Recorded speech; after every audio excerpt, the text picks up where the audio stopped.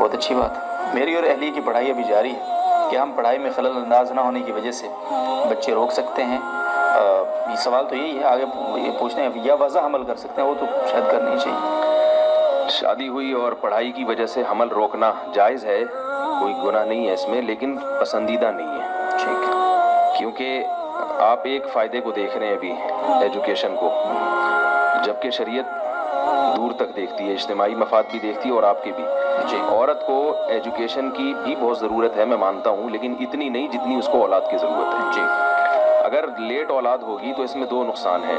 ایک تو یہ کہ بعض دفعہ ہوتی نہیں ہے، یہ اپنے اختیار میں نہیں ہے کہ جب چاہیں آپ اولاد پیدا کریں، سب سے بڑی بھول آپ کی یہ ہے۔ بالکل، ایسے ہم جوڑوں کو جانتے ہیں جنہوں نے ابتدا میں حمل روکا، بعد میں ان کی بہت خواہش ہوئی اولاد ہو مگر نہیں ہوئی، تو یہ بہت بڑی غلطی ہوتی ہے۔ ہم یہ سمجھ رہے ہوتے ہیں کہ ہم جب چاہیں گے ہو جائے گی۔ دوسرا یہ ہے کہ اولاد دیر سے ہوگی تو پھر عورت کے لیے ان کو پالنا مشکل ہوگا۔ آپ کے لیے بہتر ہے کہ آپ کی اولاد جوانی میں ہی جوان ہو جائے۔ اور تیسری بات یہ کہ حمل یا پریگنینسی تعلیم میں رکاوٹ نہیں ہے۔ میرے پاس یورپ امریکہ سے بھی لوگ آتے ہیں اور میں تو حالات پوچھتا رہتا ہوں، کہتے ہیں وہاں یونیورسٹیوں میں پریگننٹ عورتیں پڑھتی ہیں، لڑکیاں پڑھتی ہیں، پریگنینسی کو کوئی بیماری نہیں سمجھا جاتا۔ تو پریگنینسی کے ساتھ سب کچھ ہو سکتا ہے، وہ تعلیم حاصل کر سکتی ہیں۔ ہاں، وقتی طور پر چند دنوں کے لیے طبیعت خراب ہوتی ہے تو وہ تو ویسے ہی نارمل آدمی کی ہو جاتی ہے۔ اور عجیب بات یہ ہے کہ میڈیکل سائنس ہی کہتی ہے کہ پریگنینسی کے دوران عورت بہت ساری بیماریوں سے بچ جاتی ہے۔ پریگنینسی میں تو کچھ پریشانیاں ہوتی ہیں، لیکن اگر وہ یہ سمجھتی ہیں کہ پریگنینسی نہیں ہوگی تو ہماری پورے 9 مہینے تک صحت اچھی رہے گی، ایسا نہیں ہے، پھر دوسری چیزیں آنا شروع ہو جاتی ہیں۔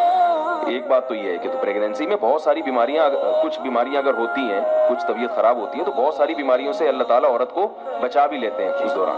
تو یہ تصور بھی غلط ہے کہ پریگننٹ عورت کچھ نہیں کر سکتی، سب کچھ کر سکتی ہے، وہ پڑھ بھی سکتی ہے، تعلیم بھی جاری رکھ سکتی ہے۔ اور دوسری بات ایک یہ بھی ہے کہ پریگننسی روکنے کے لیے جو گولیاں کھائی جاتی ہیں وہ تو بہت ہی خطرناک ہے۔ ابھی کینسر کے اسپیشلسٹ تھے، کچھ دن پہلے میری ان سے ملاقات ہوئی تو میں نے ان سے پوچھا کہ آپ کے پاس جو کینسر کے پیشنٹ آتے ہیں اس میں کیوں وجوہات کیا ہے، تو انہوں نے بتایا کہ خواتین میں جو کینسر کی پیشنٹ ہے نا، ان میں زیادہ تر وہ ہیں جو حمل روکنے کی گولیاں کھاتی ہیں۔